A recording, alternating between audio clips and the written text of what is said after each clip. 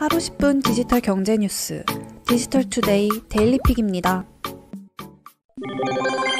LG전자가 5일 스마트폰 사업 철수를 공식 선언했습니다. 지난 1월 적자 사업인 스마트폰 사업 전면 재검토를 발표한 지 2달여 만입니다. LG전자는 사업 매각을 위해 베트남 빈그룹, 독일 자동차 그룹 폭스바겐 등과 접촉했으나 논의에 진전이 없었던 것으로 알려졌습니다. LG전자는 스마트폰 사업부 임직원들에 대해선 타사 업무나 계열사로 재배치해 고용을 유지한다는 계획입니다. LG전자는 1995년 LG정보통신으로 모바일 사업을 시작한 뒤 세계시장 점유율 3위를 기록하는 등 전성기를 누렸습니다. 그러나 2015년 2분기부터 지난해 4분기까지 23분기 연속 적자를 기록했고 누적 적자 규모는 5조 원에 달합니다. LG전자의 스마트폰 사업 철수는 적자 사업을 정리해 손익과 재무구조를 개선하고 자동차 전장과 배터리 등 미래 성장 사업에 집중하려는 전략적 결정으로 분석됩니다. LG전자 관계자는 스마트폰 사업 종료로 단기적으로 전사 매출액의 감소가 있을 수 있으나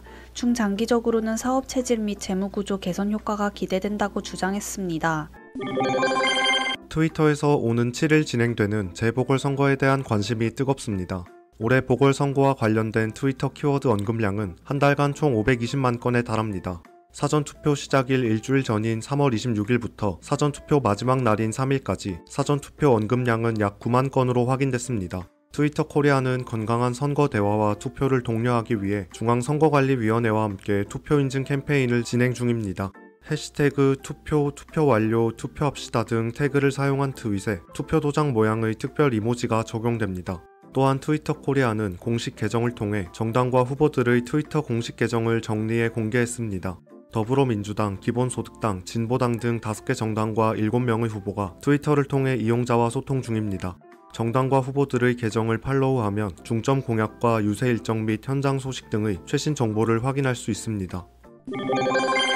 카카오는 카카오톡 지갑 이용자가 1,000만 명을 돌파했다고 전했습니다. 카카오에 따르면 카카오톡 지갑에서 카카오 인증서를 발급한 이용자는 지난 4일 기준으로 1,000만 명을 넘어섰습니다. 카카오톡 지갑은 인증서, 신분증, 자격증 등을 카카오톡에 보관, 관리할 수 있는 공간입니다. 현재 카카오 인증서, 전자출입 명부의 QR 체크인 서비스, 국가기술 자격증, 멜론 VIP 등급 카드 등을 카카오톡 지갑에서 확인할 수 있습니다. 지갑 내 카카오 인증서로 회원 가입이나 별도 앱 설치 과정 없이 국세청 홈택스와 행정안전부 정부24 서비스 로그인, 국민권익위원회 국민신문고 등을 쉽고 빠르게 이용할 수 있습니다. 하반기 중 모바일 정부24도 카카오 인증서로 로그인할 수 있게 될 예정입니다. 카카오는 공공기관, 일반기업 등 카카오 인증서의 파트너를 확대하고 자격증명 서비스의 활용 분야도 늘릴 계획입니다. 애플이 30인치대 대형 디스플레이를 갖춘 신형 아이맥 출시를 준비하고 있는 것으로 알려졌습니다.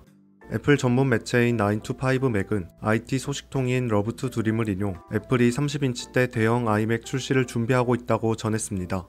현재 판매하는 아이맥은 21.5인치와 27인치 디스플레이 탑재형으로 구분됩니다. 애플의 전문가용 모니터인 애플 프로 디스플레이 XDR이 32인치 크기를 지녔습니다.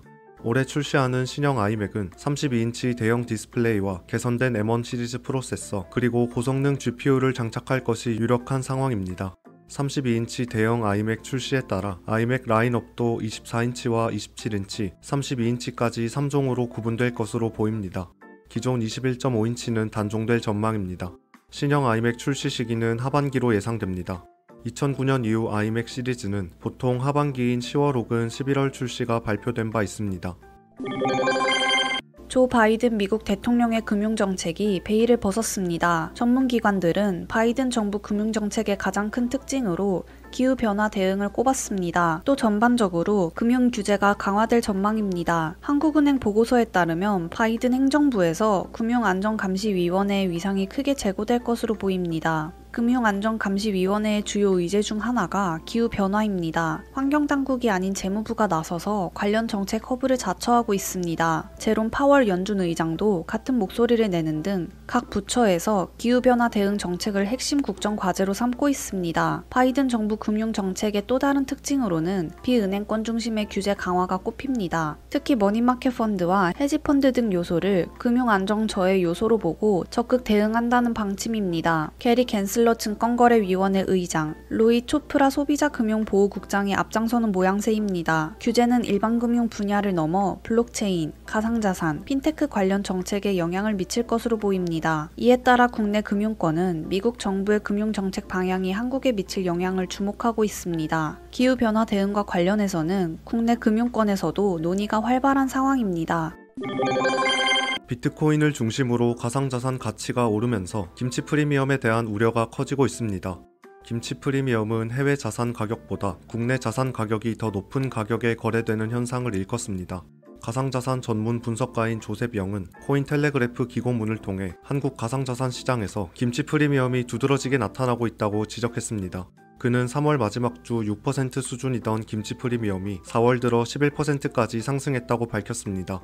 자산 가격 거품이 곧 조정세를 불러온다는 점에서 주요 가상자산 시장 중 하나인 한국에서의 자산 가격 과열 신호가 결코 긍정적인 소식이 아니라는 것이 그의 주장입니다. 반면 김치 프리미엄이 우려할 만한 수준은 아니라는 반박도 있습니다. 주기영 크립토퀸트 대표는 자신의 트위터를 통해 2018년 당시 한국 비트코인 거래량이 전세계 비트코인 시장 거래량의 7.9%에 달했으나 현재는 1.7% 수준에 그친다. 이에 따라 한국 시장의 자산 거품이 전세계 시장에 미치는 영향은 크지 않다고 설명했습니다. 다만 한국 가상자산 시장의 과열 양상은 걱정할 수준이라고 전했습니다. 변동성 높은 신규 코인을 대상으로 무분별한 묻지마 투자 등으로 인한 피해 발생이 우려된다고 그는 지적했습니다. 주정차 단속 사전 알림 앱 휘슬이 안양시에서 서비스를 시작합니다. 휘슬은 한 번만 가입하면 지역별로 알림 서비스를 개별 신청할 필요 없이 서비스 전 지역의 주정차 단속 알림을 모두 받을 수 있습니다. 지금까지 불법 주정차 단속 알림 서비스를 이용하려면 각 지역 구청별로 일일이 회원가입을 해야 하는 번거로움이 있었습니다. 첫 서비스는 안양시에서 시작합니다. 타 지역 운전자들도 안양 방문 시 휘슬 회원이라면 주정차 단속 알림을 받을 수 있습니다. 서비스 이용 방법은 휘슬 앱에서 회원 가입 후 본인 명의의 차량 정보를 등록하고 주정차 단속 알림 서비스를 신청하면 됩니다. 안드로이드와 iOS 사용자 모두 이용 가능합니다. 미국 웨드부시 증권사가 전기차 업체 테슬라의 목표 주가를 종전 950달러에서 1000달러로 상향 조정했습니다. 웨드부시의 애널리스트 댄 아이브스는 투자 보고서에서 테슬라에 대한 투자 의견을 보유에서 수익률 초과로 상향 조정하면서 목표 주가도 이같이 변경했습니다. 그는 테슬라의 장기 목표 주가를 1300달러로 제시했습니다. 테슬라의 수익성이 향후 3에서 4년간 상당할 정도로 개선될 것이라고 예상했습니다. 또 테슬라가 연간 목표 인도량 85만 대를 초과할 수 있다고 믿는다고 밝혔습니다. 테슬라는 올해 1분기 차량 인도 물량이 18만 4,800대라고 밝혔습니다. 이는 당초 시장 전망치 16만 8천 대를 크게 웃도는 수준입니다. 행복한 하루 디지털투데이였습니다.